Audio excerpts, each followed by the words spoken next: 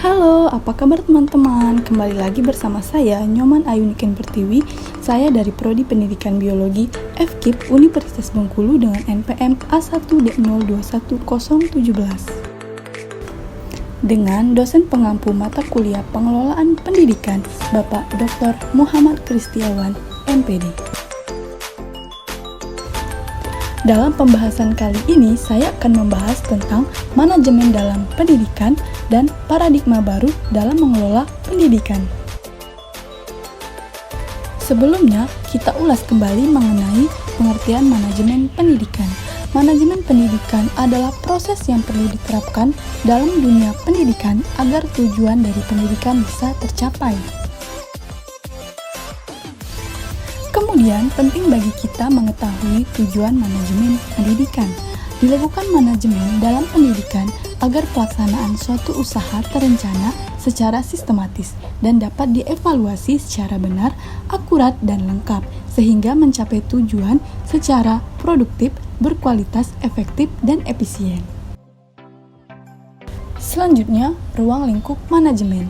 Ruang lingkup manajemen ada 3. Yang pertama, ruang lingkup berdasarkan wilayah kerja, yang kedua, ruang lingkup menurut objek garapan, dan yang ketiga, ruang lingkup menurut fungsi atau urutan kegiatan.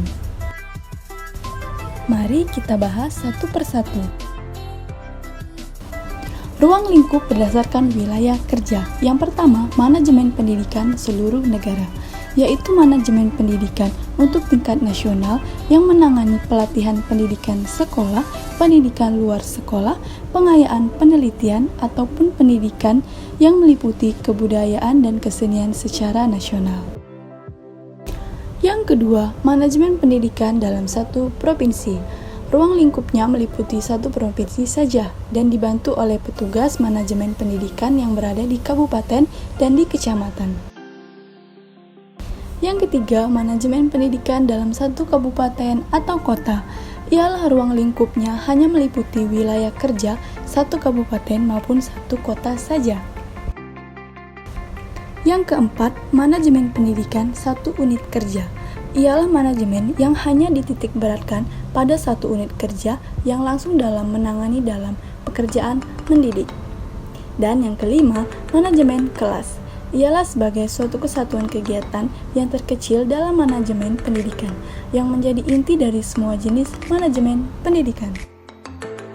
Nah, berikutnya ruang lingkup menurut objek garapannya, yaitu manajemen siswa, manajemen personil sekolah, manajemen kurikulum, manajemen prasarana atau material, manajemen ketatausahaan sekolah atau tata laksana pendidikan, manajemen anggaran, manajemen lembaga atau organisasi pendidikan, dan manajemen hubungan masyarakat atau manajemen komunikasi pendidikan. Berikutnya, ruang lingkup menurut fungsi atau urutan kegiatannya, yaitu merencanakan, mengorganisasikan, mengarahkan, mengkoordinasikan, mengkomunikasikan, dan mengawasi ataupun mengevaluasi. Berikutnya kita akan membahas manfaat manajemen pendidikan. Manfaat manajemen pendidikan yaitu sebagai pegangan dalam melaksanakan manajemen pendidikan, memudahkan kepala sekolah dalam proses berpikir guna memecahkan permasalahan manajemen sekolah, selalu berpikir efektif dan efisien dalam mencapai tujuan, dan mengetahui batasan wewenang dalam manajemen dan memimpin sekolah.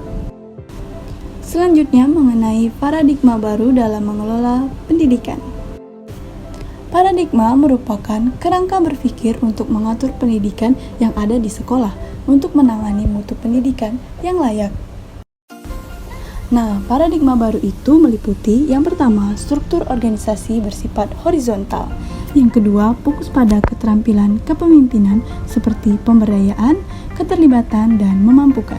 Yang ketiga, manajer atau pimpinan aktif mempromosikan kerja tim dan pemecahan masalah dalam unit kerjanya. Berikutnya, yang keempat, individu di setiap tingkat organisasi terlibat dalam proses perencanaan dan dilakukan survei untuk mengidentifikasi kebutuhan dan prioritas. Dan yang kelima, rencana operasional departemen terkait atau tak terpisahkan dan penganggaran sumber daya. Nah, itulah sedikit materi yang dapat saya sampaikan. Semoga bisa menambah pengetahuan bagi teman-teman ya. Terima kasih telah menonton. Sampai jumpa di pembahasan-pembahasan berikutnya.